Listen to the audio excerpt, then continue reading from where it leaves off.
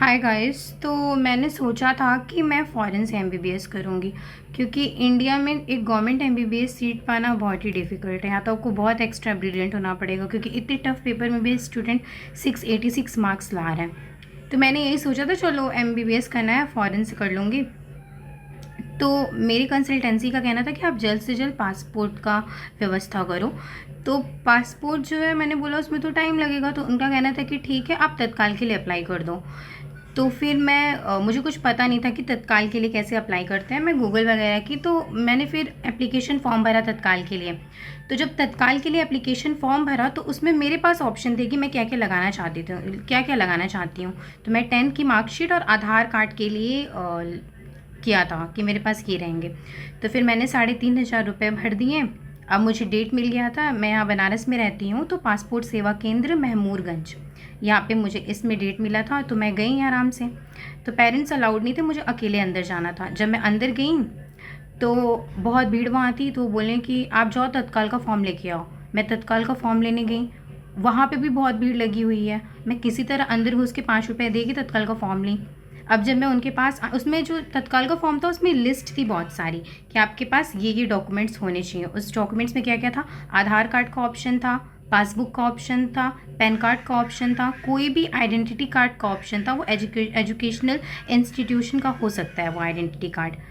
तो और भी बाकी चीज़ का था, लेकिन मैं स्टूडेंट हूँ तो मुझे इन्हीं सब का होना चाहिए था, मेरे पास यही सब डॉक्यूमेंट होने चाहिए थे।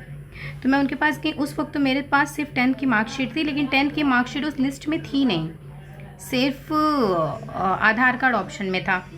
तो मैं उनसे बोली कि मेरे पास तो 10th की मार्कशीट है और आधार कार्ड है। तो उनका कहना था कि नहीं, तो फिर आपका तत्काल में नहीं बन पाएगा। तो फिर मैं उनसे पूछी, तो फिर मैं डेट रीशेड्यूल कराना चाहूँ तो हाँ, आपका रीशेड्यूल हो जाएगा, लेकिन आपके पास फिर वो आखिरी मौका होगा। उसके बाद आप इस साल नहीं बनवा पाओगे पासपोर्ट, आपको फिर अगले साल बनवाना होगा। अगली बार आपको एकदम सारे डॉक्यूमेंट के साथ आना पड़ेगा। तो मैं पूछी कि, उनका कहना था कि आप बस 3 डॉक्यूमेंट लेके आओ। तो मैं बोली ठीक है, मैं अगर पासबुक, पैन कार्ड और आधार कार्ड लेके आती हूँ तो हो जाएगा? तो उनका कहना था हाँ, हो जाएगा। तो मैं घर आई। मैं जल्दी जल्दी पैन कार्ड के लिए अप्लाई की, फिर उसके बाद बैंक में जाके अकाउंट खुलवाई। कल पूरे दिन बिजी रही, मुझे कल पासबुक मिला। ठीक है। अब उसके बाद मेरे पास क्या क्या डॉक्यूमेंट्स हैं? मेरे पास डॉक्यूमेंट्स है, 12th का एडमिट कार्ड है जिसमें फ़ोटो सिग्नेचर है, आधार कार्ड है, पासबुक है, पैन कार्ड है। ठीक है। तो और 10th का मार्कशीट भी है। तो अब मैं आज जो है, आज मैं अपने भाई को भेजी इंक्वायरी के लिए। तो वो गया, तो अब उसको कह रहे हैं कि नहीं, अब आपका 6th मंथ का बैंक स्टेटमेंट होना चाहिए, नहीं तो आपका तत्काल में नहीं बन पाएगा। अब बताओ, मैं 6 मंथ का बैंक स्टेटमेंट कहाँ से लाऊँ? कल ही तो मैंने बैंक में अकाउंट खुलवाया। अब उनका कहना है कि आपका नहीं बन पाएगा तत्काल में, अगर नहीं होगा 6 मंथ का बैंक स्टेटमेंट तो। अब बताओ, अब मैं कहाँ से लाऊँ 6 मंथ का बैंक स्टेटमेंट? मुझे जल्द से जल्द पासपोर्ट चाहिए। अब उनका कहना है कि अब आप नॉर्मल में कन्वर्ट करो।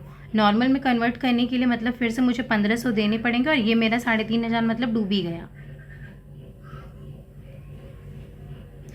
अगर ये लोग पहले ही मुझे बताया होते हैं कि आपका 6 मंथ का बैंक स्टेटमेंट होना चाहिए, तो मैं शायद नहीं इतना भरती ही नहीं मैं फॉर्म ना। मुझे ऑनलाइन ये चीज़ पता चला, वहाँ पे जाने पे भी वो मुझसे कहें कि नहीं नहीं, आप बस 3 डॉक्यूमेंट लेके आओ। आज मैंने भाई को इंक्वायरी के लिए भेजी, तो अब 6 मंथ का बैंक स्टेटमेंट चाहिए, और एडमिट कार्ड आइडेंटिटी कार्ड के लिए नहीं माना जाएगा।